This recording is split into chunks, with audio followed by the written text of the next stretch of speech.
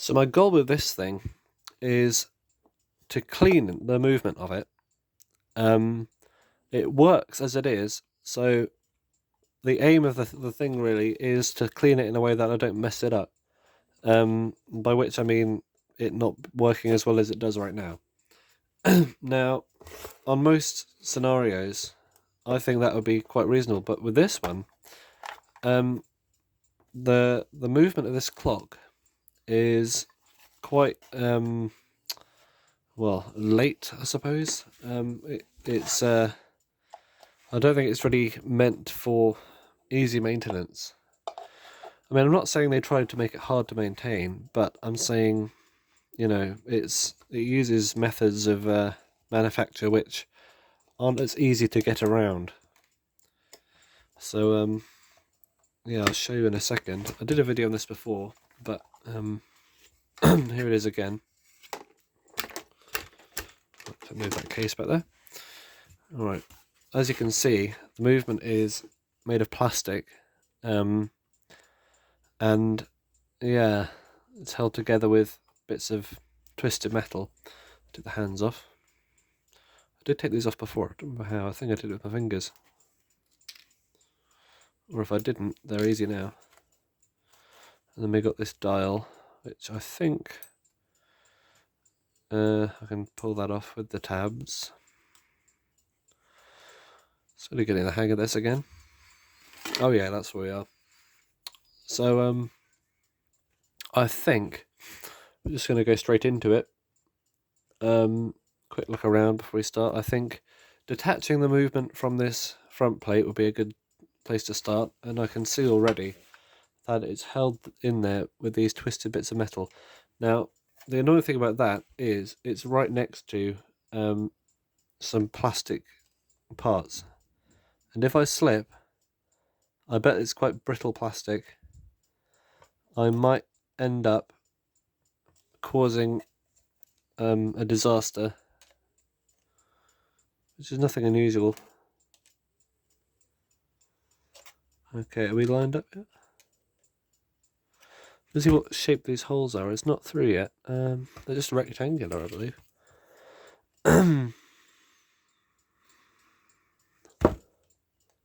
Yeah, this is harder than I thought it was going to be. Can I detach this cord? I've never used these twisted bits before. They're just literally like that. That's a bit, not great, is it? Put it back on. Because I don't want to have to untangle that quite yet. We've got some soldered on parts. I think we might be able to sort this out without having to do any soldering, because the coils are fine. Tested it, and they're okay. But it's just getting these tabs, because once they're straight to begin with, but the moment you unstraighten them, they become forever a weird shape. And that does not make it easy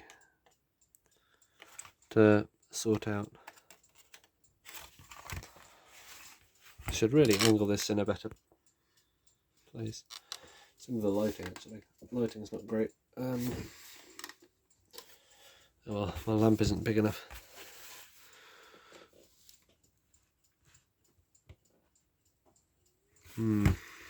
Risky manoeuvres. Alright, can I try this now?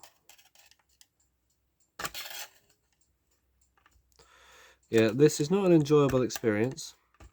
And yeah, I got that one off.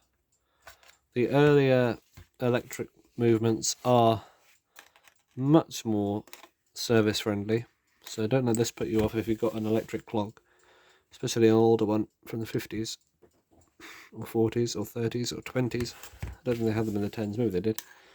That one's off. Okay, we're only one to go then. That's not too bad, and I think we can probably worm it off because it's the last one.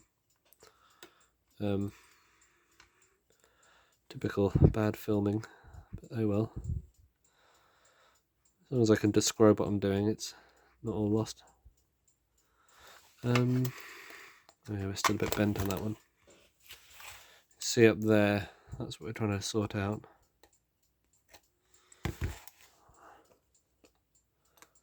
Okay, we're nearly there. Once it's off, it's easier because I can just straighten them out again. But it's getting them off is the hard part.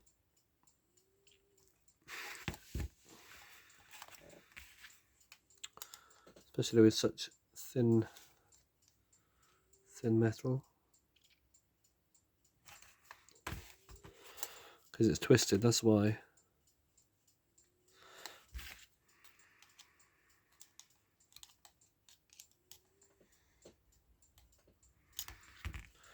Oh, I bet. Oh, we got it off.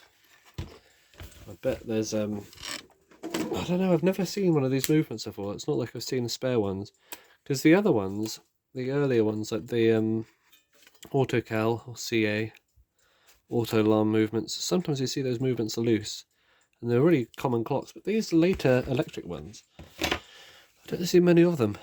Well, not that many anyway. All right, this is the front. So we've got somewhere at last. We've made progress, and we have the alarm buzzer coil, the motor coil. This is the telltale, and this is the part of the alarm tripping, and this here is the trip shaft. And it, much like the mechanical alarms, it has one of these clips on it. So now I think this is going to come apart by just removing these clips. So we can take this telltale off. Hopefully it's not brittle plastic. No, it's just soft plastic that's coming off. We should make it a bit easier for ourselves. Is this fitting through? I honestly think this is going to be a lot easier than it looks, because that wheel there will fit through that plate. This one will also fit through that plate, I believe. Yeah, I think so. This one, oh, that just comes off. I think all we need to do really is take that clip off, and then we should be good to move it. So I'll use the same method as I do with the mechanical ones. Like that, move it off that hook, and then I can do that. I just remember where all this goes because it's new to me, this movement. This coil, I think, I don't know how I'm going to get that clip off. I don't want to ruin it, so I'll leave it on for now. I think it's just like pressed on there. I think that can probably come off later. That screw, that'll come out. And I think we're actually getting somewhere, because the bottom half of this it's a piece of pressed metal. It's quite an unusual approach to making a movement. We've got pressed metal on one side and plastic on the other. Yeah. These knobs might have to come off at some point, but see, the tension's all gone from this because we took that clip off. Now we've got these folded, twisted tabs here, which are easier than the other ones because they're straight down. So hopefully these can be rebent without breaking off, because I suspect that, well, these tabs and things like this, they have a limited lifespan. You can bend them back and you can bend them again, but how many times? Not many. This cable is in the way. This cord here. You are cordially invited. Can I get this unhooked? Why is it around there? That's a bit of a pain. I do not want to put any stress on it because I might lose the coil. Let's just unwind it from this way. That's alright then. Okay. Are we good? Oh, the resistor is bridging it. Alright, well, let's try and take this clip off then. Hopefully I can get it back on again. I think it's literally just pressed on there. There's no lip on the metal core.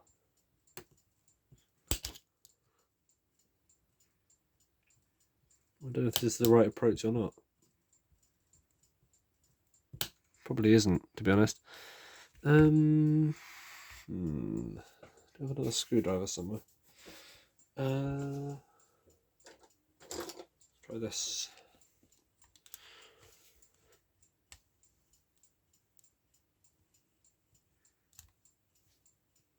Oh, we're going somewhere with this method. Going from the center.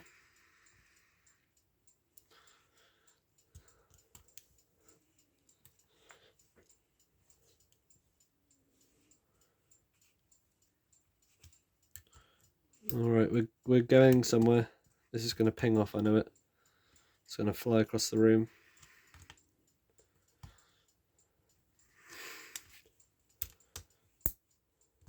Alright. Hopefully we can get that back on again. So now this coil is off, will we be able to get this thing apart? I feel like it... Oh yeah, there we go. Alright, so we've got parts in here that we don't know where to go. This, for example, I've got no idea what all that stuff is on there. I suspect that is something to help the movement run in the right direction, but we don't know. I'm going to take this out. This big old thing here, and that's wrapped around it. Very bizarre construction. That's the pull button. Very strange.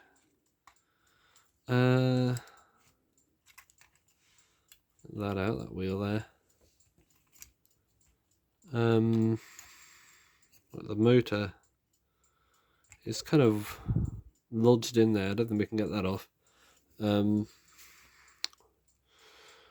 Yeah, it's not coming apart that easily. I think getting these knobs off might be a next thing to do.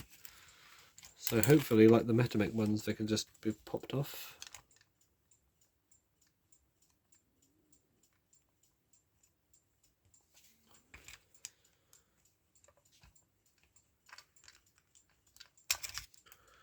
I do not like this movement at all.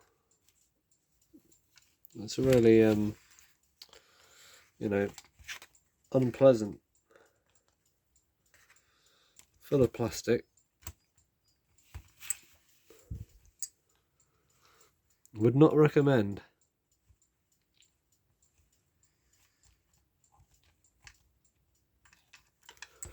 This is coming off actually. Oh, that knob is off.